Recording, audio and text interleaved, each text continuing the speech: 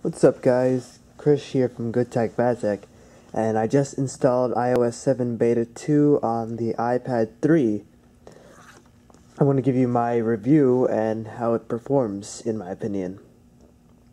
So basically, you can see it has the same iOS 7 look as the iPhone. Here, let me just give you a comparison on the iPhone. Let's just get a good view. Same icons and everything.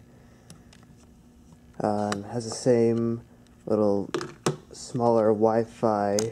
Let's see if I can get there. The Wi-Fi is a little bit smaller. I don't have another iPad to compare, but in my opinion, I think it's a little bit sluggish, especially when you access the multitasking. It's a little slow. So let's just open some apps. Let's open settings. Let's open camera. And then, oh, okay, something happened. Oh no. Yeah, it sometimes just crashes like that. Of course, it is a beta, so you're going to be expecting things like that. So, all that. Okay, good. It's loaded again. And I'll just type in my passcode. Oops. Okay. Then, alright, let's open camera again. Yeah, fine, use my current location, whatever. You can see there in the camera app, they have a little HDR option, which was not there in the previous two OSs that the iPad offered. And, again, this is an iPad 3, so you'll have the 5 megapixel camera on the back. And, let's just give that multitasking a go. I mean, it's pretty smooth, and then you only have 3 apps that you can actually see at once. So you can only close out a 3 at max, and see there's some graphical glitches right there. The settings app, I closed it, but the app icon is still there. So you'll have to just go there, activate it again, see it's open, there, it's closed. And other thing is that you can get these dynamic wallpapers that were in the iPhone, and they work just how they acted on the iPhone again. Let's just set both. Okay. Now you can see in the background, it's moving wallpaper basically. Another thing is that they have Notification Center, and that's the full screen view instead of just the little, only how much you actually used on iOS 6. And you can see missed notifications, all your notifications, and today's notifications. And let's see what else. Oh, you have Control Center like you did in the iPhone. Here, let's just zoom in on that. You got the same 5 toggles as you did on the iPhone: airplane mode, Wi-Fi, Bluetooth, do not disturb, orientation lock. But of course you can switch that if you have the switch set to the top switch. You can, this right here, let's show you. You can make it so it's mute instead of orientation lock. Then you have only the clock and the camera, because obviously there's no what are their controls? Calculator and flashlight, because there's no flashlight. And there's a brightness toggle there, and then on the other side you see your player controls with the volume slider. And anyway, let's see what else we can do. Let's open Safari. We can go into bookmarks. I really like the new Safari look than the older version. Let's go to Apple or Google, fine. And it looks like how it was on iOS 6.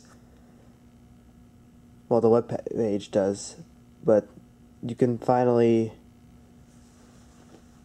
go and share this page. You can have any iCloud tabs, you can add a new tab, and it has that same little tab view, just a different UI. Cancel that. Let's close out of that. Still have multitasking gestures, which is fantastic. Basically everything has a different view. You can see maps. I'm not going to use my current location because I don't want you to necessarily know where I am. Let's see. Music player is a little different. It's a little slow, but you have your song view, you have artist, playlist, genius, you have iTunes Radio, so that's good. I'm not gonna have the volume up, but you can see what it looks like if it loads. And these are the stations I actually had on my iPhone. They sync over iCloud. So let's go into this radio, for example.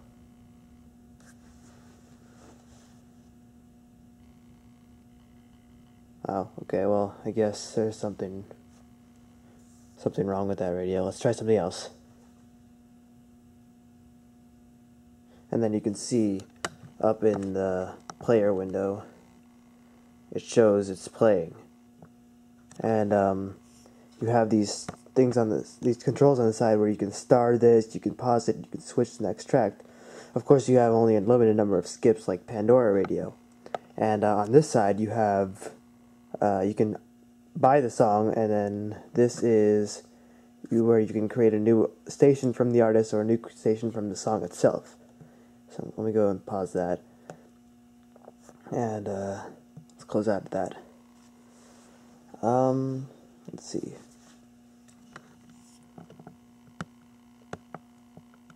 And I think that's it for this review.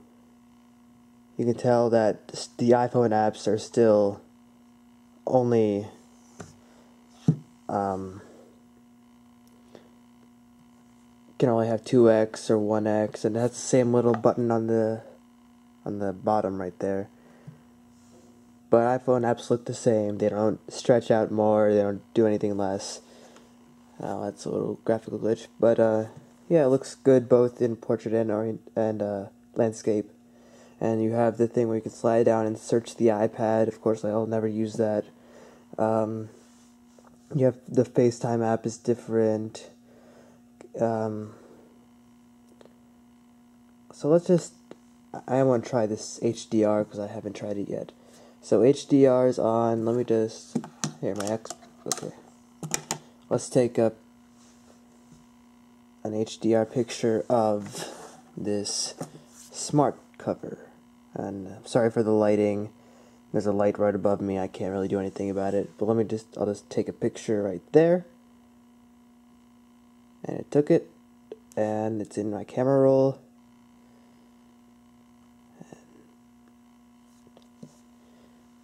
I had it set to delete, or not to keep the original photo, but just to keep the HDR photo. And you can see there's a little thing in the corner that says HDR right under camera roll, if it focuses. Yeah, right there. And picture is the same size. It just mixes the dark and light elements of it. Alright, I think this is it for this review. I think I've said that before. But thanks for watching. Please comment and subscribe. Again, this is a beta, so it will change over time. I will try to do a beta 3, beta 4, whatever beta they can get to. And you have to be a developer to get this. Of course, there are other ways of getting it, but it's not as fun, or it's not as fun because you have to restore your iPad and do all these other menial tasks. When you could just be a developer and update without losing anything. Alright, well, thanks for watching. Bye.